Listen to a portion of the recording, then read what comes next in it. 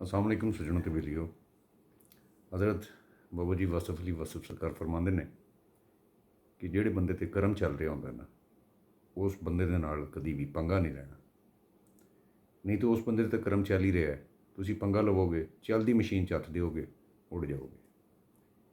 ਤੇ ਇਹ ਪਤਾ ਚਲਾਉਣ ਲਈ ਕਿ ਕਿਸ ਬੰਦੇ ਤੇ ਕਰਮ ਚੱਲ ਰਿਹਾ ਹੈ ਤੇ ਕਿਸ ਬੰਦੇ ਤੇ ਕਰਮ ਨਹੀਂ ਚੱਲ ਰਿਹਾ, ਕੋਈ ਖਾਸ ਫਾਰਮੂਲਾ ਨਹੀਂ ਹੈਗਾ। ਲੇਕਿਨ ਤੁਸੀਂ ਆਪਣੀ ਅਕਲ ਦੇ ਨਾਲ ਇਹ ਜੱਜ ਕਰ ਸਕਦੇ ਜੇ, ਇਹ ਚੀਜ਼ ਨੂੰ ਓਬਜ਼ਰਵ ਕਰ ਸਕਦੇ ਜੇ ਕਿ ਕਿਸ ਬੰਦੇ ਤੇ ਅੱਲਾਹ ਤਾਲਾ ਦਾ ਕਰਮ ਚੱਲ ਰਿਹਾ ਹੈ।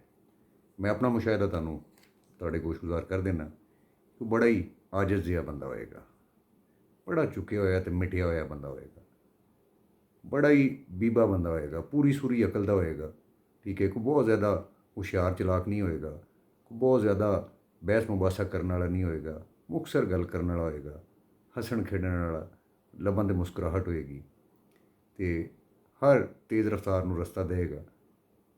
ਮਾफ़ੀ ਦੇ ਵਿੱਚ, ਮਾफ़ ਕਰਨ ਦੇ ਵਿੱਚ, ਮਾफ़ੀ ਮੰਗਣ ਦੇ ਵਿੱਚ ਪਹਿਲ ਕਰੇਗਾ। ਕਦੀ ਵੀ ਕਿਸੇ ਦਾ ਦਿਲ ਨਹੀਂ ਦੁਖਾਏਗਾ, ਕਿਸੇ ਦੀ ਦਿਲ ਆਜ਼ਾਰੀ ਦਾ ਬਾਇਸ ਨਹੀਂ ਬਣੇਗਾ।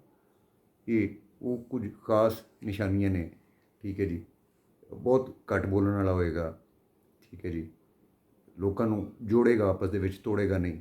ਟੁੱਟੇ ਹੋਏ ਲੋਕ ਉਹਦੇ ਕੋਲ ਆਉਣਗੇ, ਜੁੜ ਜਾਣਗੇ। ਰੋਂਦੇ ਹੋਏ ਲੋਕ ਉਹਦੇ ਕੋਲ ਆਉਣਗੇ, ਹੱਸਣ ਲੱਗ ਪੈਣਗੇ। ਲੋਕ ਆਪਣੀ ਮੁਸ਼ਕਿਲਾਤ ਲੈ ਕੇ ਉਹਦੇ ਕੋਲ ਆਉਣਗੇ, ਉਹਦੇ 'ਤੇ ਖੁਦ ਵੀ ਜਿਸਾ ਵੀ ਟਾਈਮ ਚੱਲ ਰਿਹਾ ਹੋਵੇ, ਲੇਕਿਨ ਉਹ ਉਹਨਾਂ ਦੀ ਮੁਸ਼ਕਿਲਾਤ ਨੂੰ ਹੱਲ ਕਰ ਦੇਗਾ। ਉਹ ਇਸਤਤਾਦ ਰੱਖਦਾ ਹੈ ਕਿ ਉਹ ਲੋਕਾਂ ਦੇ ਨਾਲ, ਲੋਕਾਂ ਦੇ ਦੁੱਖ ਦਰਦ ਨੂੰ ਵੰਡ ਕੇ ਅਤੇ ਉਹਨਾਂ ਨੂੰ ਆਪਣੇ ਦੁੱਖ ਦਰਦ ਦੇ ਵਿੱਚੋਂ ਐਸਾ ਇੱਕ ਰਾਸਤਾ ਦਿੰਦਾ ਹੈ ਜਿਹੜਾ ਸਿੱਧਾ ਅੱਲਾਹ ਤੱਕ ਜਾਂਦਾ ਹੈ। ਇਹ ਇੱਕ ਛੋਟੀ ਜਿਹੀ ਪਹਿਚਾਣ ਹੈ। ਇਹ ਪਹਿਚਾਣ ਕਰਕੇ ਲੋਕਾਂ ਨਾਲ ਪੰਗਾ ਲਿਆ ਕਰੋ। ਐਵੇਂ ਤੁਸੀਂ ਵੀ ਕਿਤੇ ਚਲਦੀ ਮਸ਼ੀਨ 'ਚ ਹੱਥ ਦਿਓ ਕਿ ਉੱਡ ਹੀ ਨਾ ਜਾਓ ਕਿਤੇ।